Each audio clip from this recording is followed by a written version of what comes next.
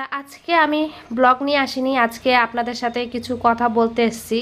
তো কথা হচ্ছে এটাই যে আমি কিছুদিন আগে ডাক্তারের কাছে গিয়েছিলাম, তার কিছুদিন আগেও গিয়েছিলাম। প্রায় আমি 2-3 বছর ধরে ডাক্তার কন্টিনিউ দেখাচ্ছি, এই ডাক্তার সেই ডাক্তার, কারণ আমার হেলথ ইস্যু এতটাই অবস্থা খারাপ। তো যতই ডাক্তারের কাছে যাই, ডাক্তার শুধু একটা কথাই বলে যে তুমি ভাত, তারপরে ফাস্ট ফুড, মিষ্টি এইসব কিচ্ছু খাবেন না। তো আমার সামনে যদি এই সব খাবার প্রতিদিন আনা হয়, তা আমি না খেয়ে থাকবো কী করে আমার একটু বলবেন। আর খাবারগুলো দেখতেই পাচ্ছেন, যদি সামনের উপরে আইনে আইনে এগুলো দেওয়া হয়, তা আমি কতক্ষণ না খেয়ে থাকবো। আর আমারে বলছে ডায়েট করতে, আর ওয়েটটা অতিরিক্ত ওয়েট হয়ে গেছে, ওয়েটটা কমাইতে। তা আমি অতিরিক্ত ওয়েটটা কমাবো কি করে? মানে এমন খাবার যদি প্রতিদিন সামনের উপরে আইনত হয় কেউ, তা কে কোন ব্যক্তিটা আর কি ডায়েট করে থাকতে পারে আমার একটু বলবেন। এখন তো সমস্যা এতটাই বাইরে গেছে, পরশুদিন গেছিলাম ডাক্তারের কাছে, তা ডাক্তার বলছে আপনার কিন্তু অবস্থা খুবই খারাপ, মারাত্মক অবস্থা। তো আপনার কিন্তু ওয়েটটা অতিরিক্ত ওয়েট হয়ে গেছে, মানে ওয়েটটা কমাইতেই হবে।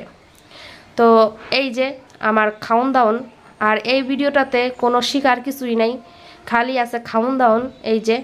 আর আমার আজকে ভাষাটা একটু অন্যরকম হয়ে গেছে, কারণ কথাগুলো আজকে মনের থেকে বলতেছি।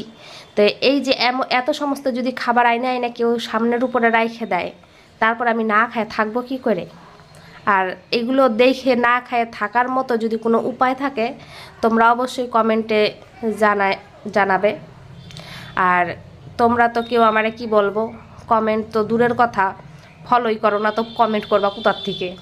তো ঠিক আছে, তা আমার এই যে দেখতে পাচ্তেছো প্রতিদিনের খাবার, এই যে যতই আমি খাবো না করি, কিন্তু এই যে আমার জিভটা একা একাই চলে যায়। তা কি করব?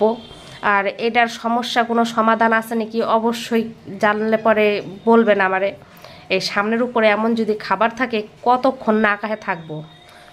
আর এই যে ফুলকো ফুলকো লুচি দেখতে পাচ্তেছেন, এগুলো অবশ্যই আমি কালকেই রান্না করছি। এখন অনেকে বলবেন তা খাবেন, তা আবার রানবেন, তা খাবেন, তা আবার কি কথা? তা কথাটা হচ্ছে এইটাই যে রানতেও ইচ্ছা করে, খাইতেও ইচ্ছা করে, তা এখন কী করবো, মনটারও আটকাইতে পারি না। তো ভিডিওটা হচ্ছে এইটুকুই ছিল আমার দুঃখের কথা।